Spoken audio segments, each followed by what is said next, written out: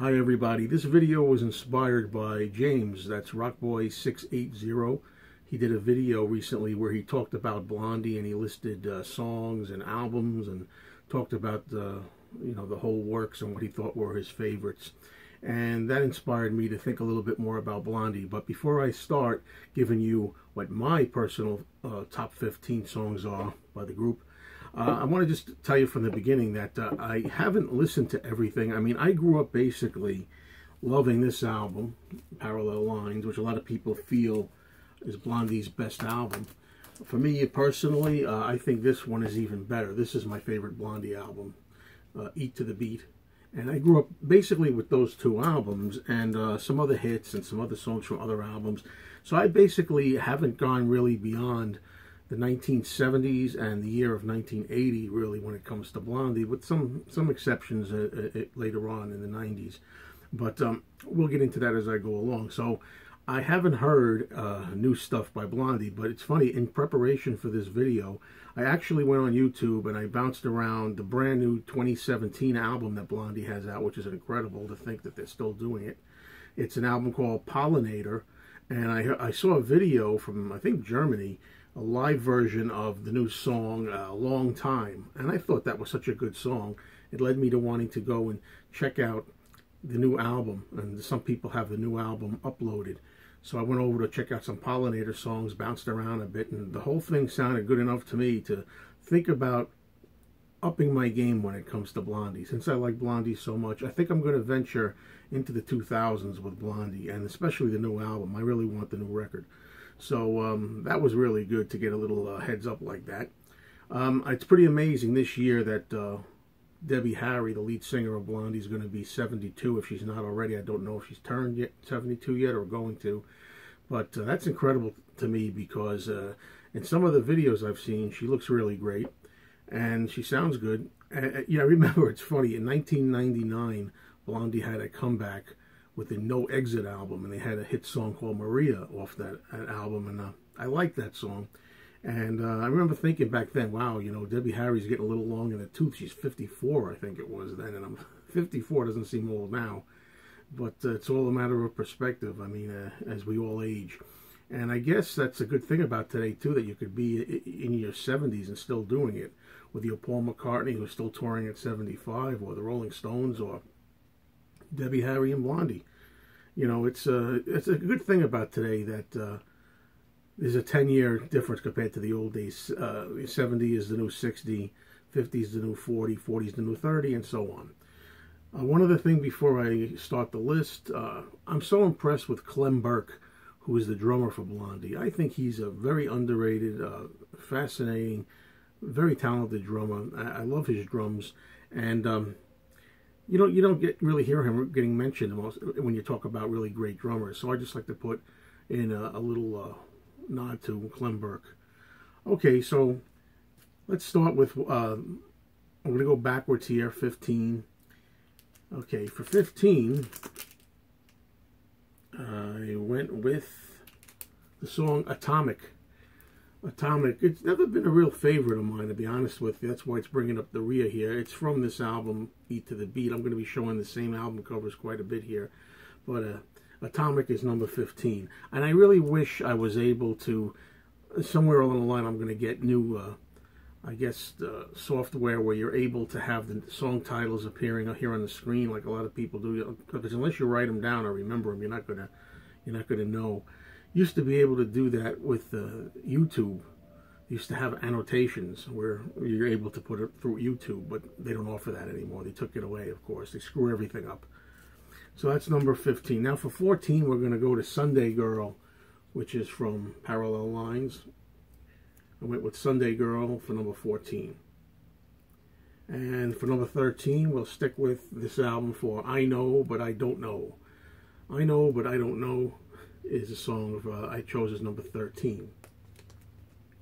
Number 12, let's go for Hanging on the Telephone, which I didn't realize till I prepared this video, did some research, was actually a cover version of a song by The Nerves.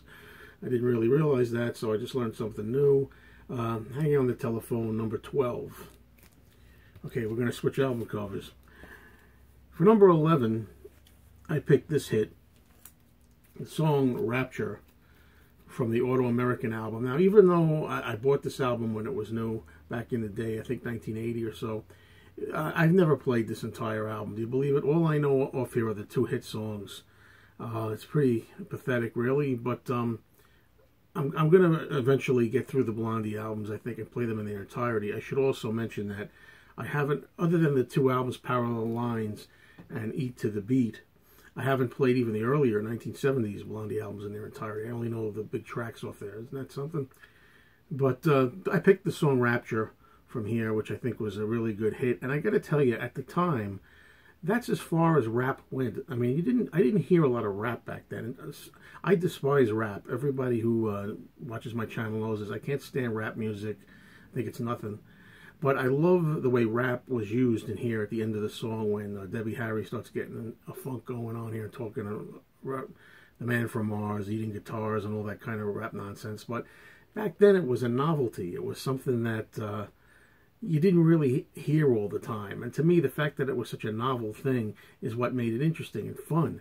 Who knew when this song came out that we were going to be sitting here 40 years later with the same backing track and the same repetitive talking style over and over again for 40 years with a genre that just, unlike so many other genres like punk and disco and whatnot, just refuses to die already.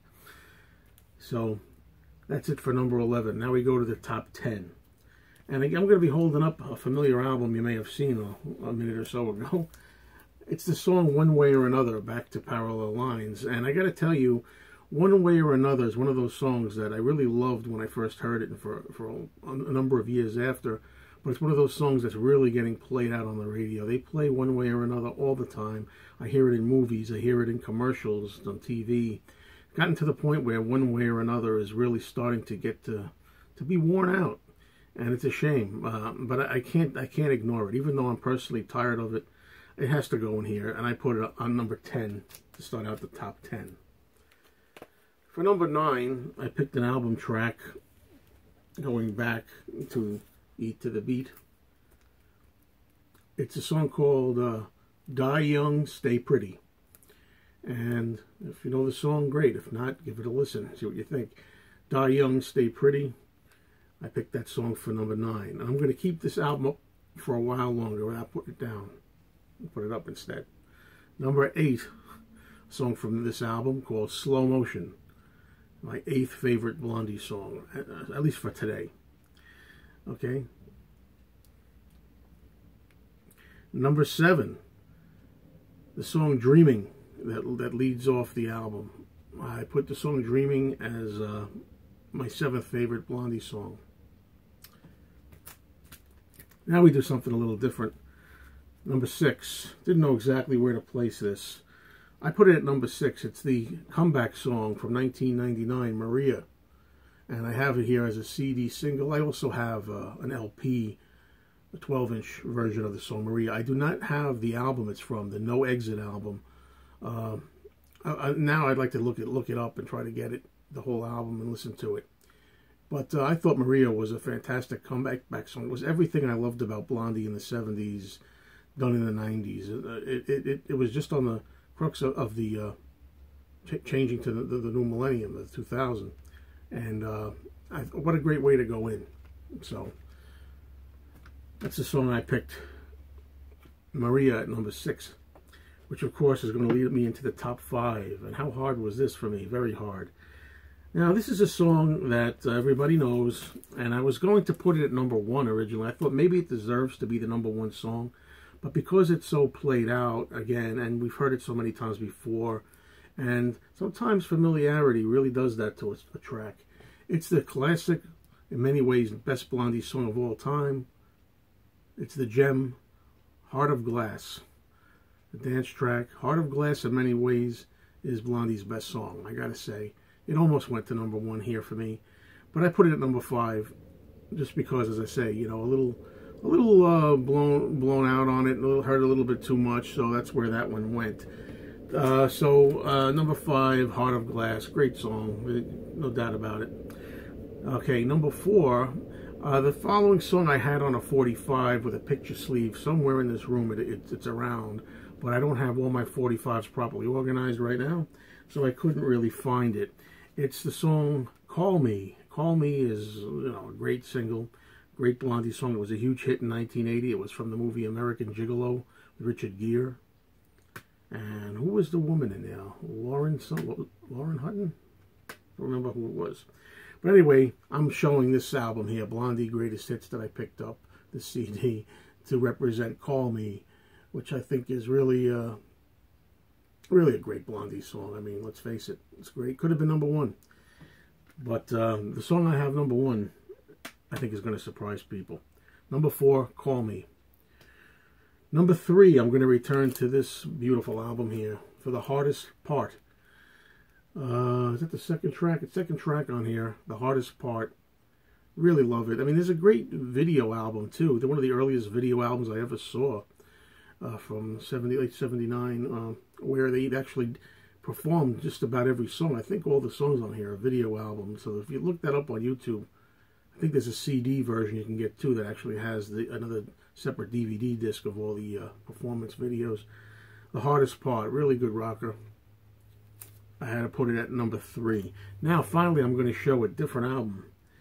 And this is my #2 Blondie song. I love this song. Some days it could be #1.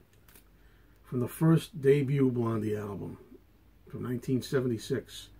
I picked the song Rip Her to Shreds. Rip Her to Shreds, to me, I haven't really looked up the origin, but to me it's just kind of like two girls like having it in for each other.